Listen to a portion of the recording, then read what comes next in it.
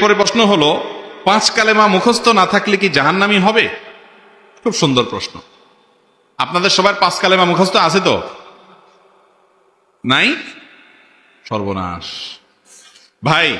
5 কালেমা কি কি আছে? কালিমায়ে তাওহীদ, কালিমায়ে শাহাদা, কালিমায়ে তৈয়বা, কালিমায়ে তামজিদ, আর কি? কালিমায়ে রদ্দে কুফর। এই 5 কালিমা নামও তো ভালো করে মিলাতে পারি না, ওনার হেল্পে মিলাইছি।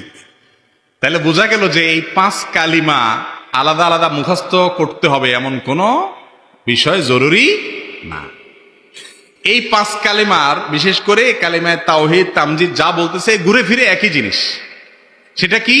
আল্লাহর একত্ববাদে বিশ্বাস করা, আল্লাহকে মাবুদ হিসাবে স্বীকৃতি দেওয়া, অন্তরে অন্তঃস্থল থেকে বিশ্বাস করা, এবং রাসূল করিম সাল্লাল্লাহু আলাইহি সাল্লামকে আল্লাহর নবী রাসূল হিসাবে স্বীকৃতি দেওয়া, তার আনুগত্য করা।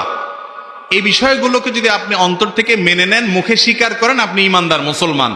এই কালিমাগুলো বিশেষ করে এই 5 কালিমা আলাদা আলাদা, এটার ভাষা আরবিতে মুখস্থ করতে হবে এমন কোনো বাধ্যবাধকতা নাই, আর এটা কোনো হাদিসেও এভাবে আসে নাই।